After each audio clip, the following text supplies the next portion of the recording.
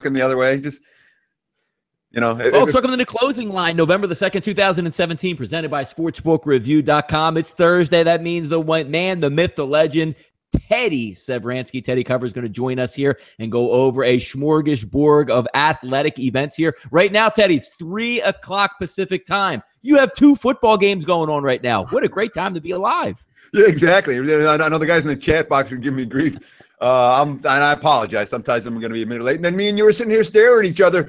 I'm thinking you're starting. You're waiting for me. My bad. But, yeah, we got kickoff, I'm telling you right now, let's steer the conversation towards the weekend games or towards tomorrow's games. I didn't make a bet tonight. You're going to hate it if I'm passing, but I didn't make a bet in the NFL. I didn't make a bet in college football. I shouldn't say that. I did make one. I have Temple in my pocket, but that's it. In college football, and it's not something that I would load it up on. So it's not for tonight's card for me. It's going to be relatively light. No, you got it. We'll go over a couple things in NCAA football and also the NFL for this weekend as well. Teddy, World Series just gets done. Nice Game 7 out there. If you were a Houston backer or a Houston fan, Dodgers come up lame. Darvish couldn't get it done. Just putting the bow on the season there, Teddy, from Houston winning the World Series. From midway on for me, that July, August, I always thought Houston was a really, really good baseball team. But I always thought if they matched up with the Dodgers bullpen might be able to get them. But those bats 1 through 8 really came alive. George Springer was amazing. And the Dodgers just didn't play well enough to win that series, Teddy. No, I mean, you can – the Dodgers were as good a baseball team as I've ever seen in my life this summer. They really were. I don't know that I've seen a team play as well as the Dodgers did for as long as they played ridiculous baseball. They set themselves up to make the World Series. They made the World Series, and then 2 things failed them. I mean, Seager didn't have a good World Series. Bellinger didn't have a good World Series. A lot of their big bats kind of let them down. And the bullpen, I understand that, Darvish is going to take the blame. If you watch Sportsbook before Game 7, you already knew that Darvish was likely to have problems in that contest. We talked about how the advanced metrics show that his slider was really way off from where it had been during the regular season in Game 3. And he was complaining about the fact that the slick balls in the World Series were problematic. And there was I had no interest in laying with LA in Game 7. And I'm glad I didn't. Hopefully you guys out there didn't either. But the bullpen wasn't the bullpen, which had been so good. I mean, we give the Astros credit. Maybe that bullpen got overused a little bit in the postseason, but when it mattered most, the bullpen couldn't get it done, and that means a game, a couple games, but certainly Game 6 in particular. No, it was definitely interesting. Good close. I mean, the only thing I was actually rooting for, Ted, I didn't have any money on that last game betting the Dodgers or Houston, but just looking at the game, I wish it was a little bit closer. Would have loved to see like a 1-run game heading into, 7th, 8th, and 9th inning. Give me a little bit of drama, but the Dodgers weren't able to come up with that, and that's the only thing. But again, Game 7 there, it's all you can expect, and okay, kudos to George Springer and company out there. They just outplayed him, got up 5-0. Whatever Darvish was doing or tipping or not doing really affected his game there. It's a shame because, Dodgers had a good season. But next year, hey, Teddy, what do they have, the $250 million payroll? Just go out and spend another $100 million or so. It's only L.A. money, right? I haven't looked, but I'm assuming the Dodgers will be the chalk. They'll be the favorites to win in 2018. And then they deserve to be, And then you think about it, last year they came 1 win away from being in the World Series. This year they came 1 win away from winning the World Series. On paper, their roster is as good as any, and they have the money to make the midseason acquisitions. They'll be buyers at the deadline. So, but Dodgers, wasn't it Leo DeRocher who invented wait till next year? Isn't that a Dodgers thing from Brooklyn? Wait till next year. You guys invented it. Time again. What was it last time? Was it 1987 or 1988? Last time they got back, and hey, maybe they'll wait another 30 years to get back to the World Series. Something tells me different, Teddy, with the amount of payroll they're willing to spend, and billions and billions of dollars in TV contracts, and LA's the place to be. So I'm sure they're not going to be out of it for long. Yeah, I mean the Cubs and Dodgers certainly are teams that I would be expect to be contending for titles over the next 3, 4, 5 years.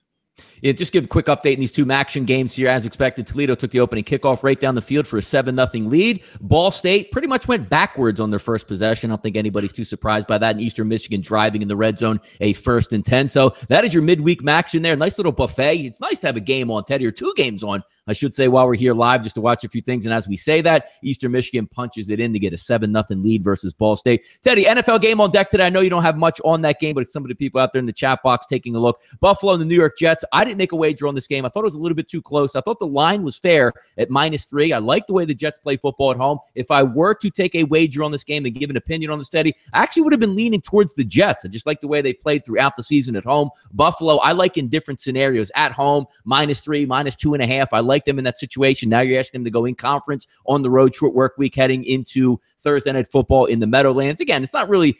This is one of those games where you're not going West Coast to East Coast, and it's a short week on Thursday.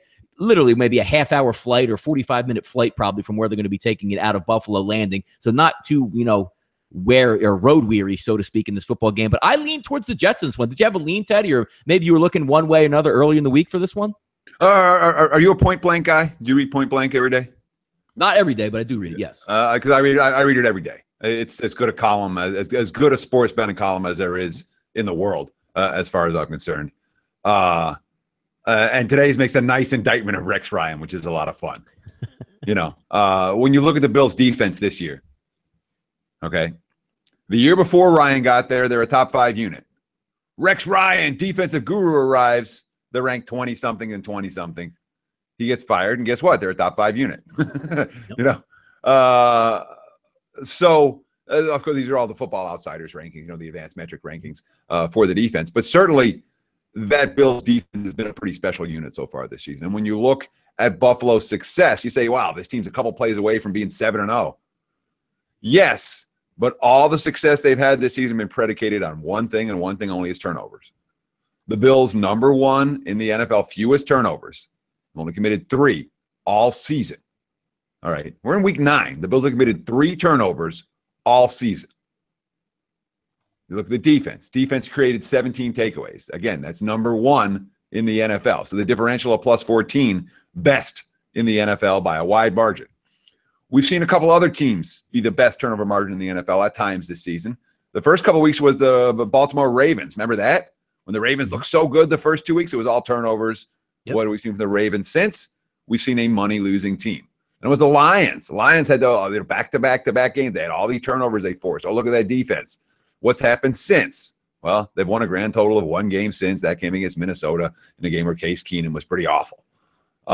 They, too, have been money losers since that initial positive turnover differential. So I worry about the Bills moving forward. I understand they just made a win-now move, bringing in Kelvin Benjamin.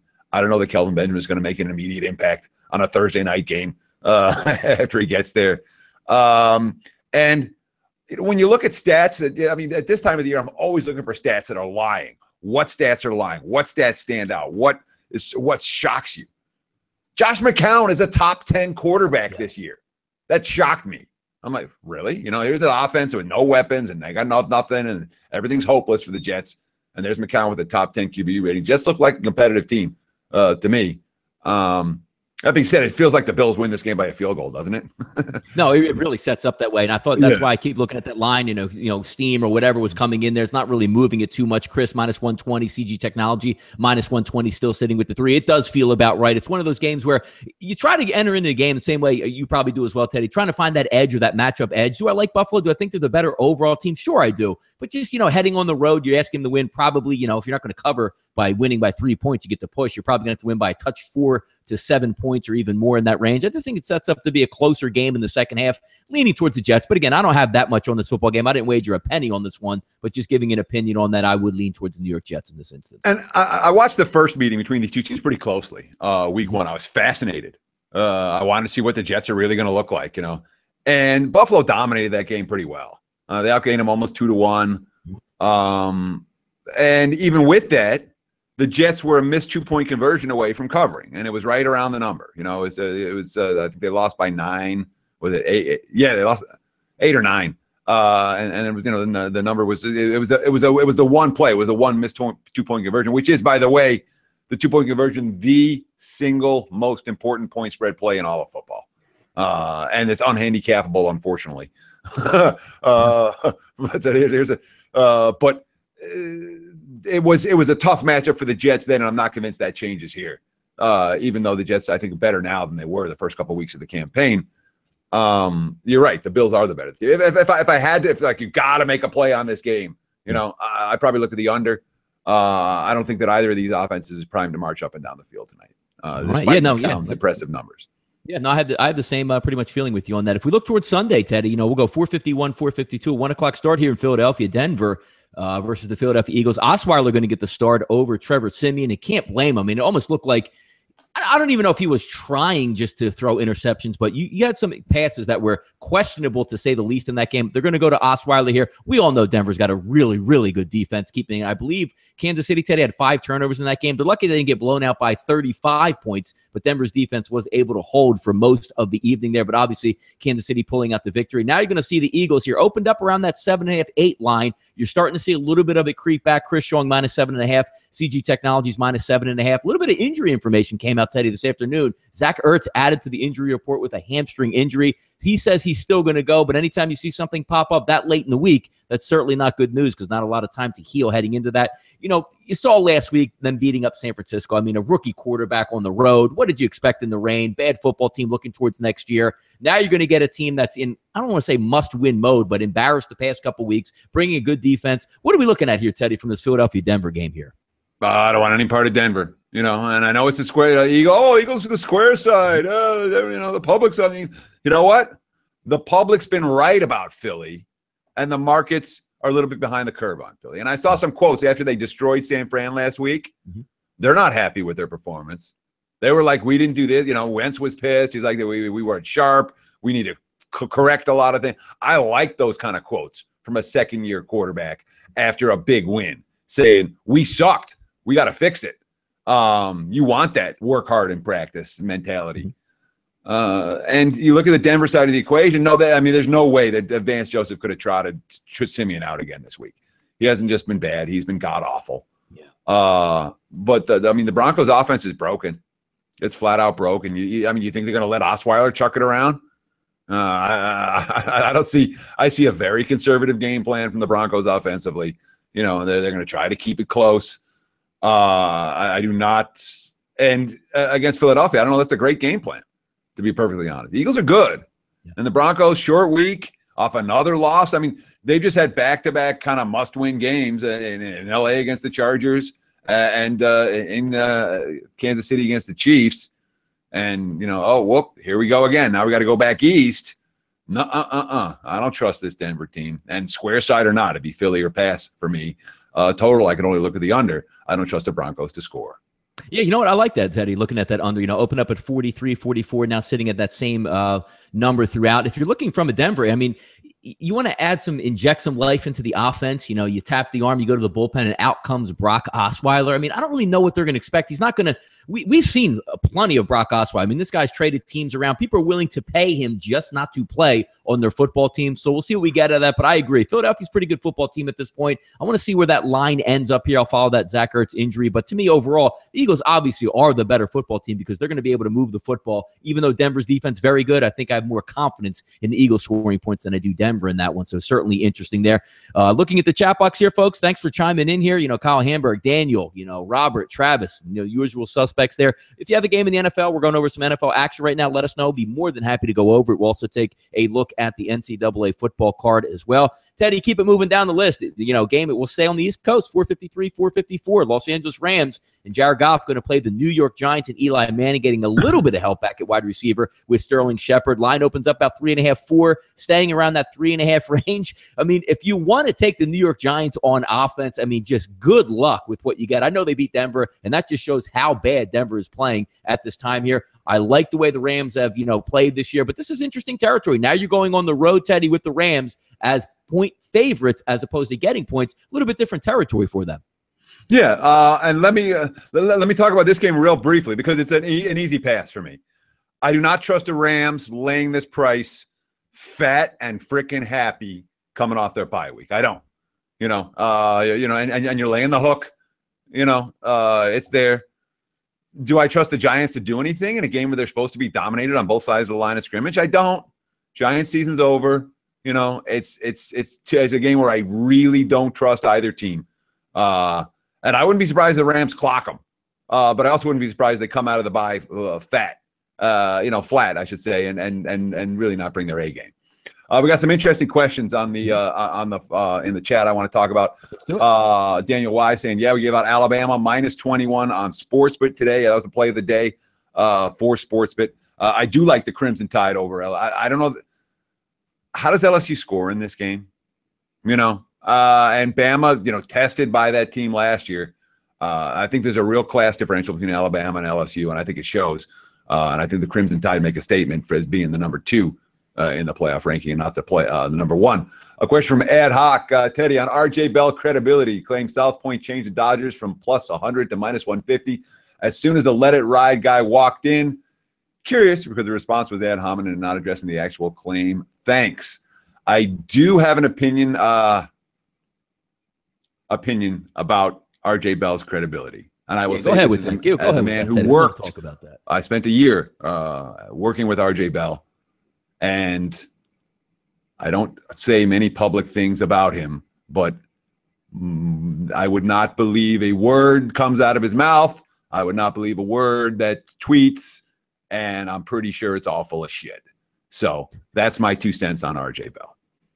Yeah, it was interesting to see because, you know, that's all I'm going to say. And don't pressure me on. I mean, he's not, you know, there was no non-disclosure agreement when I left. Yeah. Things didn't work out there for a number of reasons. I'm not going to make personal comments, but in terms of what he's tweeting and what he's saying, you must take it with a grain of salt. The important thing for RJ is retweets. The important thing for RJ is impressions. It's name recognition. It's becoming the brand for Las Vegas. Nothing to do with what the facts actually are. He's Vegas Dave in that regard. and Teddy, well, as you say, we'll leave it at that on that one, right? Yeah. That's my 2 cents. Got here. Anything else? We're going over that LSU game. You're right on that. Me getting back to it, Danny Etling. I know, you know, Geis is supposed to be healthy for this football game, but, you know, everybody wants to step up to Alabama, and, you know, we're all ready. We've seen the Vanderbilts of the world and, you know, say, hey, you know, we're undefeated. We think we can hang with them. We know the score there. As long as, you know, it seems like when you play LSU and you're Alabama, if you have a decent field goal kicker and can make a kick if you're Alabama, that's the only time they get themselves in trouble with LSU. I agree with you. Until I see somebody step to Alabama and really take it to them, I'm not going to buy into it. And again, with LSU, it's always about the offense. It's been about the offense for the last 5 years under, you know, different regimes and, you know, right into this Ed Orgeron era as well. I don't trust the game. I won't be betting on the game, but you're right. I mean, if it looks too good to be true, it probably is. If you say, oh my God, LSU's getting 3 touchdowns, there's a reason they're getting 3 touchdowns, Teddy. They are. And, you know, again, I mean, you look at the series history, you say there's no way you freaking lay it. I'm not stepping in front of Alabama in games where they want to make a statement. And from all indications, they want to make a statement this week. Ad Hoc's asking another question about it because, yeah, we got to talk about it. Why not just respond with the facts? Everyone, including Musburger, opted to call him a bullshitter instead of addressing the facts. So there is a rational, normal reason how that line could look that way on a sheet. However, it's something that tends to be something that bookmakers don't like to talk about publicly. And in confidence, I was given some information. I'm not going to share it, but in confidence, I was given some information to explain exactly how it can look one way and not be exactly that way, especially when someone's coming in and betting large amounts. We're not talking about, you know, making a limit wager. We're talking about making, you know, $100,000 bets and the like. And the rules are a little bit different when it comes to moving numbers when that happens.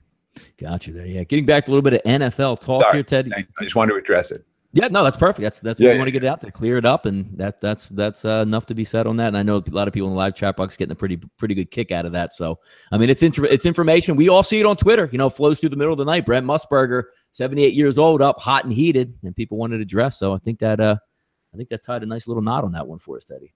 Young Jeezy, man, we got to get Young Jeezy. Had a good question about the Lions at +700 to win the division. There you go. Go ahead. Yeah.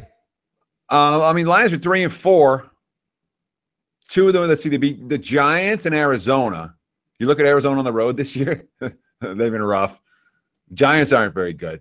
You know, the signature win at Minnesota, and that was an impressive win for the defense. Although I got to say, Case Keenum at his worst. That was probably Case Keenum's worst game. as a starter so far. But let's give the Lions defense some credit for that.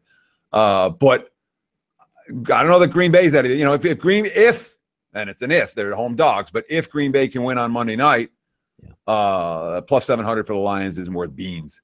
Because then they'll be losing the Packers and Minnesota, trailing that division by margin. So it's a huge game, huge swing based on the result Monday night. And if you like the Lions at plus 700, you have to like the Monday night against Minnesota. Yeah, that should be an interesting one. I don't really know what to think out of Hundley in that situation, but I mean, short line, obviously you're not used to seeing Green Bay, as a dog again at home as they were a dog to New Orleans. But again, they didn't fare too well in the last game as a dog versus New Orleans. Going to be a dog again. Matthew Stafford, obviously the better quarterback than Brett Hundley. We'll see what happens. And over under in that 43.5, Teddy, for a Green Bay Packers game. Do you see them being a little bit more fluid on offense now that Hundley's had a couple weeks to practice, though? Yeah, I mean, the Packers are coming out of the bye much healthier than they were. I read a report all 5 starting offensive linemen supposed to go for Green Bay. So, Hundley had shown signs in the preseason, but he's never done it. I mean, if you watch the 2 games that he played against the Vikings and the Saints, it was hopeless.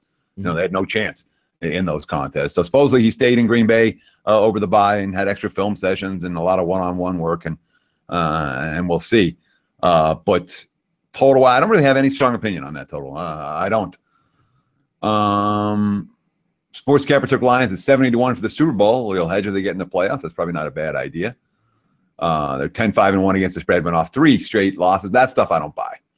That's not this Lions team. That's some other Lions team that was around. That was around the Barry Sanders era with Wayne Fonts, right? Yeah.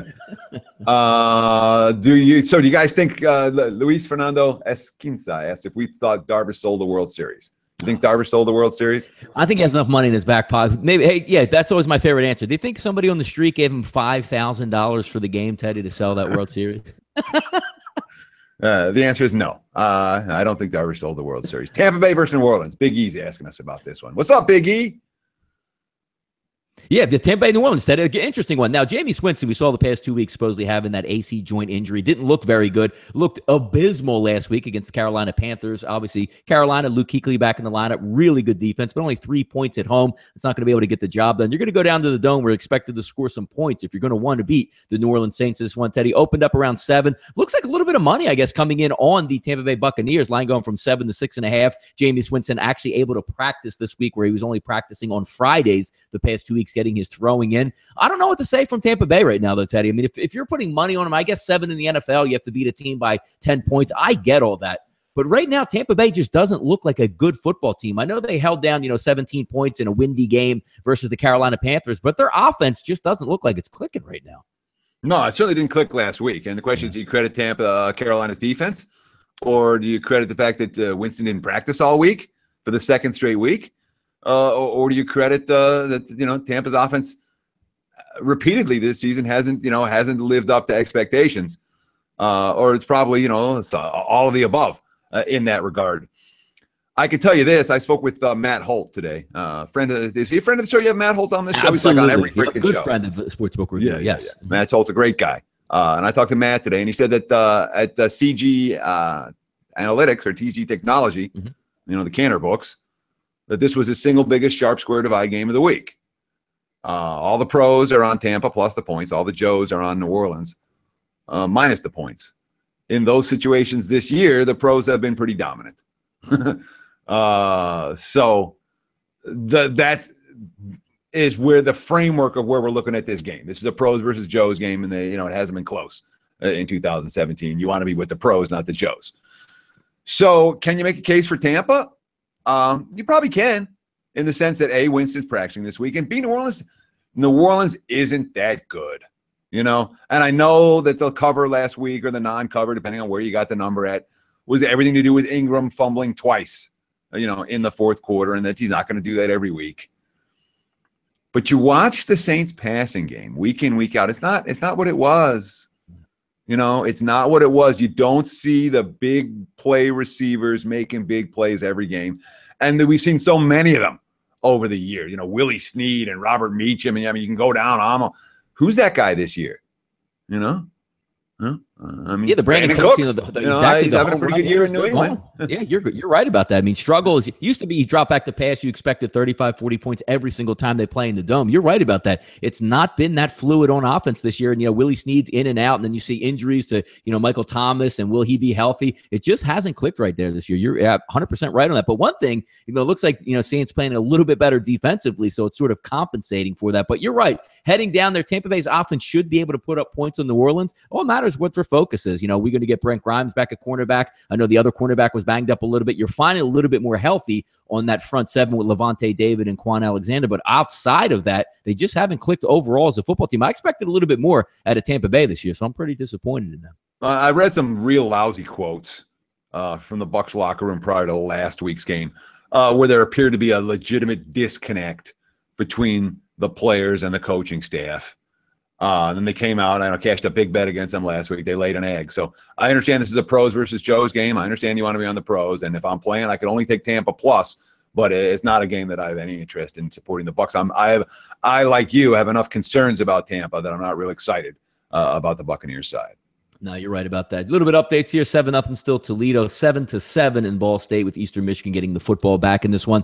Next up, Teddy. Ball State. Look at that. Ball State coming to play today. Let's see what happens. I always get a laugh out of this, Teddy, watching the game right now. Every time Eastern Michigan comes on, I always think like something is wrong with my TV because they're green as it is, but they have the gray turf. It's almost like somebody's, switching around in like Technicolor out there trying to change the field conditions. It's always, kind of interesting to watch.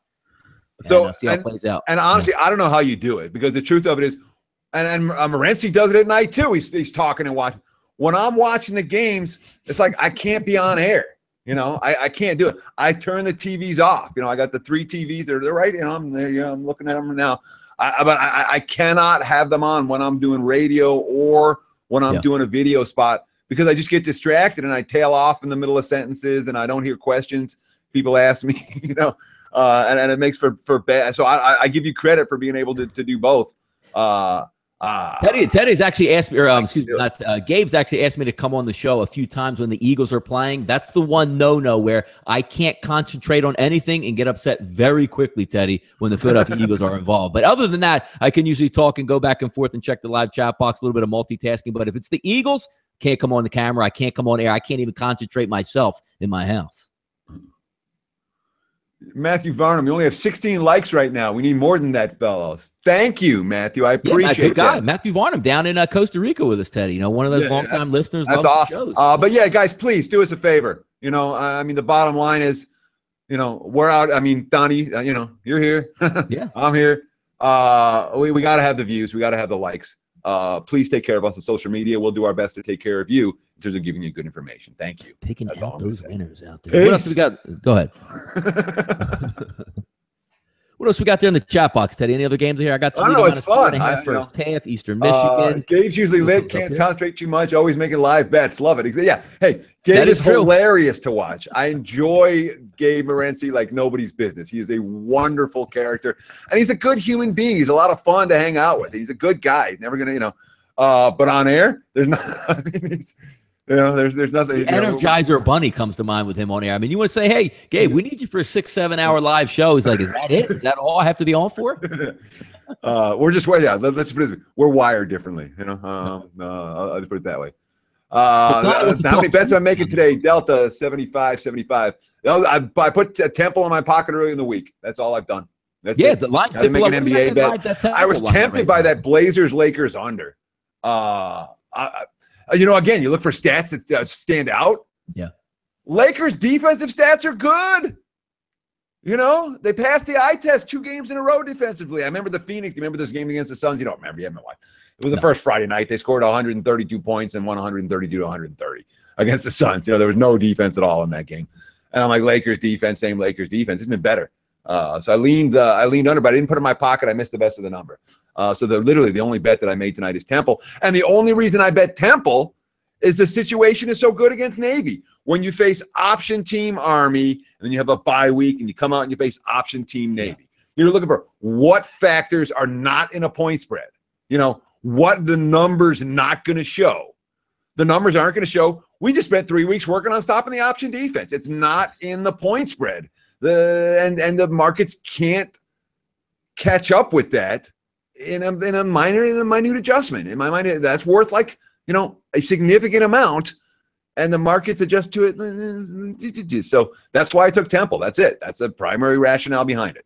No, you're right. So, Ted, if you went back and watched that Army-Temple game, Temple should have won that football game outright and ended up blowing the field goal in overtime. But you see what happened at the end of regulation? I saw everything. Yep. Teddy, even Raquel Armstead scoring the touchdown, he had such a good run on like 3rd and 9 to score the touchdown. If he gets tackled anywhere, even out of bounds at the 6, 5, 4, 3, 2, or 1, they win that football game. But how does Army come down the field as a option team and score with 1 second to go? I was disappointed in Temple, but they came to play in that game. And me and Big Man on Campus talked earlier in the day saying, you know what? You just played a Service Academy option. You have a bye week. You're going to play another one, and you have a good taste in your mouth saying, you know what? We didn't get brutalized, beat. We should have won that football game. Now we got you at home. And if you took it early in the week, Ted, as you said, obviously you got a better number than what's sitting out there now, -6.5 over a touchdown. It's not a bad play, man. I like it. Exactly. 6.5? Yeah. Oh, shit. 6.5. You can't bet that. No, bet online is 6 right now. So, yeah. I mean, it's gone. It's gone. If you it's gone. Looks like next up for me, Sosana was asking about for us if we can get to the Kansas City-Dallas game. A lot of moving parts in this one, Teddy. 469, 470, Alex Smith, Dak Prescott. One guy sitting at home waiting for a court injunction. Is he going to play? Who's going to start at tailback? What team's going to show up for Kansas City after a short week playing their division rival, the Denver Broncos? Line pops up basically to pick them. You can find -1 out there, at Chris in the favor of the Dallas Cowboys. Pick them on the other side for most other outlets. Over under at 51. Teddy, good game. I'll be watching this one. Sure, this should be a lot of fun. Yeah. And really, I mean, from my perspective, there's only one way I can look here. Okay, there are two key elements for Kansas City that stand out to me. And again, you talk about, I want full season stats that are lying right now. Kareem Hunt. Week 1, 50-plus yard touchdown run. Week 2, week 3, each of the first 5 games, he had a 50-plus yard touchdown scamper. You think that's affected the Chiefs' overall stats for the season a little bit? You bet it has. Ted, even in that Eagles game, you're right. I think he only had like somewhere in the teens and busted off a long run in the late fourth quarter at that point. Yeah, you're right. Same thing with San Diego. Yeah, you betcha. So when you have one guy, not 2 or 3, this is 5 50-plus yard plays. That affects Kansas City's season-long stats tremendously. The Chiefs right now have the #1 offensive yards per play in the NFL. They're like the Falcons last year. The wise guys here in Vegas, look at this. I heard 2 different guys tell me, look at the stats. Kansas City's the best offense in the NFL. And I'm sitting there going, okay, boy, you're looking in the rearview mirror. Look forward. The last 3 weeks, Chiefs 5.6 yards per play, slightly above average. And that's where their offense is. It's a slightly above average offense. It is not the best offense in the NFL as long as Kareem Hunt isn't generating a 50-plus yard touchdown run every week. So if Hunt gets his 50-plus yard touchdown yard run this week, then I'm wrong. But I'm willing to bet that he's not on a week-in, week-out basis. KC's defense, okay. Again, it all got overcome because the Chiefs won and covered on Monday night. Did you see what Denver did on Monday night? They freaking ran the ball down their throats, dude. The Broncos have no offensive line and no passing game. And they went into Kansas City and absolutely ran the ball down their throats. 5.7 yards per carry. 3 different Chief backs were able to run the football against them successfully. Okay. So the week before, have you watched the Raiders for the last month and a half? Yes. Mm-hmm. They suck. Okay. The last good offensive game came against the Jets in week 2. Yeah. Literally. The Raiders offense sucks, except for that one game against Kansas City where Derek Carr threw for 400 and something freaking yards. And so the Chiefs defense can't stop the run. They can't stop the pass. And the offense is wildly overrated. You know what side I'm on here. Come on. Don't buy my play. Yeah, no, home team. You're right. It'd be interesting to see. I've been following the story so much with this Ezekiel Elliott thing that I don't even know what's up from down. Oh, he's out. And then 15 minutes later, we got another injunction in. Well, the judge overruled that one, but then we refiled something else.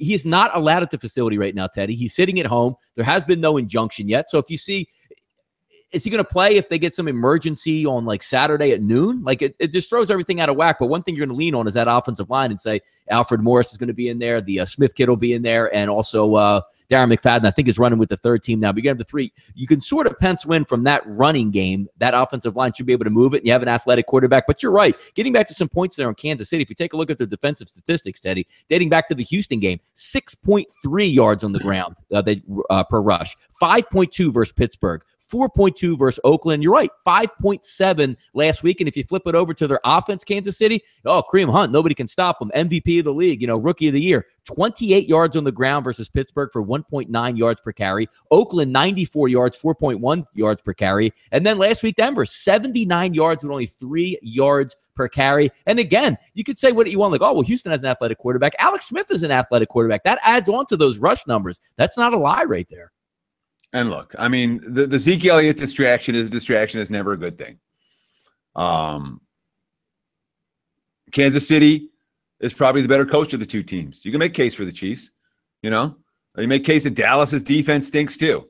And then Kansas, Kelsey's going to pick them apart over the middle, and here comes Kansas City marching up and down the field. Yep. But from a spot standpoint, and the Chiefs, that was a big divisional win, a short week, going on the road against and the whole Zeke Elliott. I mean, I understand Zeke Elliott's a special back. I also understand that in the NFL, running backs are largely interchangeable. And when you have a good quarterback and you have a good offensive line, you can plug Alfred Morris in, or Rod Smith, or Darren McFadden, or all three, and end up gaining 5 yards a carry and 150 yards on the ground against this team.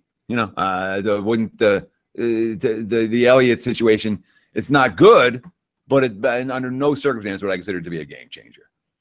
By the way, here, Teddy, interesting information breaking, probably maybe within the hour of when we got on the air. Just terrible information down at Houston where Deshaun Watson tears his ACL in practice on a non-contact injury, just running a play on air. Now you factor it in here. I mean, everybody's going to be tuned in now, Teddy. You're going to have Indianapolis and you're going to have Houston. It's going to be Jacoby Brissett and Tom Savage at the helm. Looks like some sports books are reposting numbers. I saw as high as 13.5 earlier today, Teddy. That one looks like it's around 6.5 to 7, depending on where you're shopping at. And the over-under going from 46, or excuse me, starting at about 50, I saw it, or maybe even higher than that, 51.5. That's now down to 46. We always talk about, Teddy, when the quarterback's out, obviously you're going to get that big line movement. But from going from Savage to what Watson was doing, that's just disastrous for the Houston Texans. What a shame, man. It is a shame, and of course, non-contact injury, what a F job. Yep. But I was lucky enough, I was lucky enough to be around literally as I was probably one of the earliest people to hear, and I jammed in a bunch of bets before the books heard. That's nice. It's funny. Me and Jeff were doing a couple college basketball videos for SBR, and I'm sitting there, and as soon as the news broke, I must have saw it like 3 or 4 minutes late. And while we're doing the videos, I'm punching it up on my screen and wasn't fast enough to get in. But that's one of those advantages. When you see it right away, even if you have a local or whoever, you try to get it in as fast as you can, Teddy. You're right about that. We got a couple of bets into the call, so I'm not going to worry about the game now. I don't think that I'm going to come back and lay with Houston. Let me say it. I will not come back and lay with Houston. I mean, you talk about a devastator. And remember, this team's already lost Watt and Merciless. They lost a defensive lineman last week. And you traded away your best tackle now also. He's gone. Yeah. Dwayne Brown traded. Issues with the owner. The quarterback that sparked the team gone. And Tom Savage, let's be honest, he sucks, okay? He sucked last year. He sucks this year. He sucked at Rutgers. Yeah. Except for one, I remember 2 good Tom Savage games. There was one game at Washington State he made me money. I remember that one. But at Washington State, right? Was it at Washington State? One of the game, like a season opener, I think it was. When real early. And he went nuts. And you remember that game? Yep, absolutely. Yeah. That's it. So that's my good Tom Savage memory. That's probably it. But is okay. So we talked about Rodgers to Huntley and that, the market's moved 11 points, and I'm like, no, it's not just Rodgers to Huntley and warranting an 11-point move. It's all the other injuries for Green Bay. Here's a situation where the markets are saying, 6, 7 points. I think it's more. I think it's worth more. I think this sucks the life out of that team.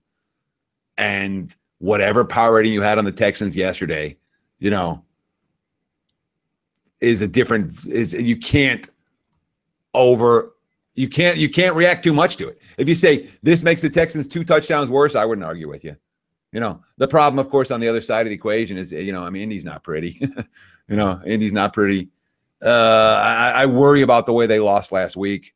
I do, where they had Cincy on the ropes. They had that game won, and then Carlos Dunlap makes just a sick freaking play, to just win the game for him. Boom, ball game over. Indy fought like the Dickens, and Luck went on the IR this week, and do they no show? They could no show, and that's a worry. But like I said, this is not a game I'm going to worry about anymore. I got the bet that I wanted. By the way, it's sometimes, when you look at it from a gambling perspective, at least Deshaun Watson, my lasting memory of him this year was him winning me money with taking the points there in Houston versus Seattle. So thank you very much for your service, Deshaun Watson. It was really appreciated. Hopefully you get back. The legend of Deshaun Watson only continues to grow, man, week after week.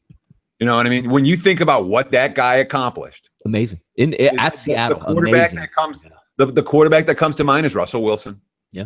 And Russell Wilson took his team to the Super Bowl, in his second season? Yep.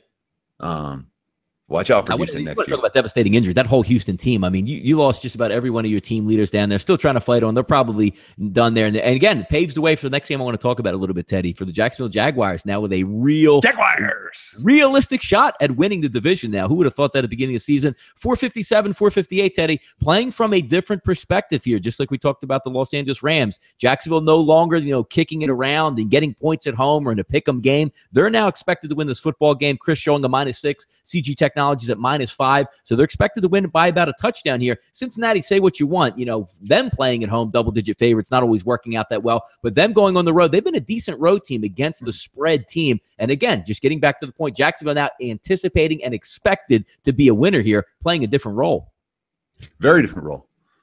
However, you say, who to thunk about the Jacksonville Jaguars? Was it you, Teddy? Was it you laying the wood on the Jacksonville Jaguars? You bet it was, baby. You can look at my write-up from my recommendation on the Jacksonville Jaguars over 6.5 wins prior to the season. I said, be sure to put at least a portion of this wager on the Jags to win the division at whatever the number was, and the Jags to make the playoffs at whatever the number was. I've been a Jags believer from day one. That being said, this isn't their role. This isn't their natural role. There are a number of extenuating circumstances. Look, if you've laid points with Blake Bortles at any point in his career, I believe even at UCF he wasn't good as chalk. Yeah. You've lost money. He has been a disaster as chalk. When you look at the home fields in the NFL, by my ratings, and I don't know that I've done that they rank with StubHub, but I haven't ranked with StubHub in LA as the lowest home field in the NFL, where it's a home field advantage. It's basically worth nothing. Yeah. So those two factors aren't well for Jacks. You talk about Cincinnati's defensive numbers are fine. Their defense is okay. It's still pretty good. They haven't quit and they saved their season with Dunlap last week. And even with all that, the only way I could look at this is the Jaguars. And it comes down to this. Cincinnati's offensive line is broken. Jacksonville's defensive line is dominant. Yeah. And that is the key matchup in this ball game. Remember when they had the 10 sacks of Indy when they shut them out? Mm-hmm. Sacksonville. Dalton's sack percentage ranks number 30th. He's sacked 9% of his dropbacks, and he will be under relentless pressure. And we've seen the Jags defense good enough to control games. The wins, the 4 dominant wins they've had, a combined score of 130-23. If the offense can't move in the first quarter, it's not moving in the second quarter or the third quarter or the fourth quarter. I think it's a real problematic matchup for Cincy's offense.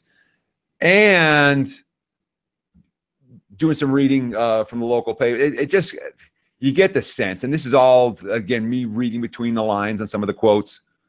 You get the sense the Jags haven't won 2 in a row yet this year. They haven't won in Jacksonville yet this year. You get the sense it's a very important game for the Jaguars coming out of the bye. And then if Blake Bortles throws 3 picks, it won't matter. But which he might, from a spot standpoint, I mean, I could really only look at the Jacksonville side here. I don't want Cincinnati, and I don't trust the Bengals to play well. A couple minutes here left in the show. An interesting one, Ted. I always like to look at teams that are maybe beaten and a little bit. Well, hang on. Stop, though. Stop for 1 second. An interesting one. Give me one that's totally uninteresting. Every game's interesting.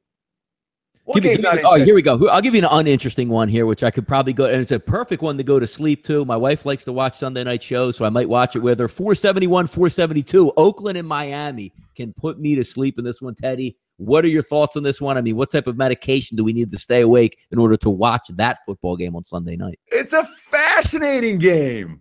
Hey, the winner's live in the playoff race again, you know? Jay Cutler, did he get, bionic ribs back in place? Is Derek Carr going to show up in this football game? Jay Ajayi is now gone. The locker room is shaken up for the Miami Dolphins. Have at it, Teddy. What do we got here? So, again, after the trades, you want to read those local papers, get the beat writers, get the sense. They said the Dolphins locker room was shaken up. Adam Gase sent a clear message. Jay Ajayi was a malcontent in that locker room. Adam Gase said, you don't want to be here? We'll get you out of town. Don't worry about it. That was a bet-on message for Miami, not a bet against. We're giving up on our season. That's you with the program or you ain't. And if you ain't, you're out of here. You want to lay points on the road with Oakland? Go knock yourself out, man. You watch the Raiders? Worked out really well. They stink. The Raiders stink. I don't know how else to say it. I mean, they beat the Jets. They had one good game against the Jets. I guess they were pretty good week 1 against the Titans.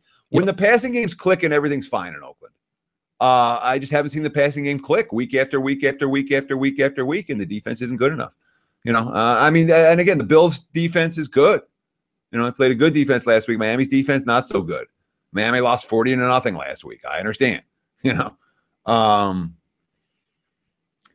Miami's yards per play, lowest in the NFL. This, by the way, pros and Joes, according to Matt Holt, both lining up on the Oakland side of the equation, where there's been public money on Oakland and there's been wise guy money on Oakland. This is the game where the pros and the Joes, and then a Sunday night national TV game, the books are going to have a huge position, and they're going to be big Miami Dolphins fans on Sunday night. And so I started making a case for the Dolphins. You know what happened in the end? I started, because I'm like, I'm not laying with Oakland. And I make a case for Dolphins, and I'm like, you know what this game is? This game is a freaking pass. I'm not betting Miami, but that's the only way I could play it is the Dolphins plus, not the Raiders minus. So that's interesting. Isn't that an interesting game? There you go. Look, you made a game for it. Now I might be able to at least stay up, till halftime. That one. It's a late game. Staying up. Teddy, one game I want to talk about with you before we get out of here, NCAA football. It's a Saturday night football game, which is an interesting one to me. I'm a Miami Hurricanes fan. Obviously, national spotlight now. Miami's 7-0. Somehow they win games and are actually dropping down in the polls. Virginia Tech coming down to South Florida as favorites in that one, and I agree with it. Not because Virginia Tech, who they played or who they have not played. I know they did already lose to Clemson, but cleaning up against the underlings of the division. Miami seems to be scraping by each week, which says something. But, hey, you can't put it against them that they're actually winning football games. But the fact that they're now an underdog at home in a big game on Saturday night, what are your thoughts on that game, Teddy? Hang on. My phone's ringing. It's messing me up. Sorry. Late breaking information right there, Teddy. Share, no, it was actually my brother. Who's knowing? Teddy pronouncing Jaguars the way 43 pronounces nuclear. Jaguars. I like to do that. Travis Taylor, Donnie found a 7. I looked at my 3 books, all 7.5. Some suspicious line posting. What do we got? What's 7 for what? Which game? I don't know, but I don't even know what that means. Like, everyone thinks everything's conspiracies now, dude. Like, oh, this is suspicious. Oh, this is suspicious. Miami, Virginia Tech, I can't talk about it. I have a big play on that game. Yeah. Teddy, look at that. Look at us. How did I read your mind? The only game I ask you about, Teddy, is the one that you're dialed in on. I like it. How about that? Big bet on that one. You got it. Anything else, Teddy? Want to hit anything in the chat box here in the last minute or two? Or I apologize. I don't do. You guys know. I'll give you whatever I got. But I can't give the bet. Delta 75. Bovada sets bad lies all the time. I have to call and fix them. That's nice of you. That's awful generous of you. That's better. Travis Taylor's joking. It's all good, man. P-Rip Kane's huge. Sonic Kane's huge. Back and forth. I don't know. Ask me any game. I'm sorry. I bailed on that one. Ask me any other game. Because we don't usually talk about what games we're going to talk about before we come. So Sana says Kane's huge. P-Rip says Teddy. He's reading your mind through the TV screen. Says you have Virginia Tech. Young Jeezy said Hokies -2.5. Win easy out there. Tech to -3, Sosana said. See that? Look at the power right there. That phone call bit right there, folks, was actually somebody trying to get down on that Virginia Tech Miami game. That's how good it was on the information there. Yeah, there's not too many like major key matchups between that Miami Virginia Tech game. Maybe on the West Coast, you're looking at maybe Oregon, Washington, but that line's what, 16, 17 points, not looking to be the greatest game. How about Bedlam, Teddy? We'll end with that one. 391, 392. Oklahoma State. Line sitting currently at 2.5 at Chris, 2.5. CG Technologies, a high over under here, opening up at around 74, 75, now sitting at around 76, 77. What are we looking at Bedlam there, Teddy? You're going to hate this, but I'm going to wait until just for a kickoff. And if I play it, I'll probably play the under. Oklahoma's defense is better. Okay. No, they both have decent stats on defense. You're right. They do. The eye test, man. They're passing the eye test. It's not this, the stats are one thing. The eye test is another. Oklahoma's problem, they're giving up big plays. They give up a handful of big, and they'll probably give up a big play touchdown or two here. They do it every week. We saw it again last week in the game against Texas Tech. In the last 3 quarters, they blew up the line of scrimmage. They got pressure and on the quarterback, and they allowed a grand total of 1 touchdown. Oklahoma State's defense has been real good. A very impressive unit this season. Multiple times I've looked at it and say, well, this is a lot better than it was. So I understand you got to feel elite quarterbacks, Mason Rudolph, Baker Mayfield, 2 great QBs, and it has the smell of a shootout. But I don't know that it's actually going to play out that way. I wouldn't be surprised if these defenses make some plays. You got it. Looks like in the last bit of information, Kelvin Benjamin will be inactive tonight for that Jets and Bills game. I don't know really how big of a issue he would have made in that one. But, Teddy, where does the time go? We're out of time again. Another fun Thursday here talking NFL and college football here with Teddy Covers, superstar here at sportsbookreview.com. Folks, you haven't done yet, give us a follow there at SBR Sports Picks on Twitter. Also, check out SBRodds.com, a free odds site. Check out where the line movements are going right up till game time. Also, give us a subscribe down there on YouTube. I love it when it comes in the chat box there. Get the notifications directly to your phone whenever you're out there. You see me and Teddy are on, pop up with the notification. Come in and say hello here for us. For the closing line of November the 2nd, 2017, I was your host tonight, Donnie Rightside, with my Thursday guest every single week in football season, the one, the only Teddy Covers. Always a lot of fun, folks. Thanks for checking us out, and we'll see you again next Thursday night. Take care. Give us a like. Give us a like. Thanks.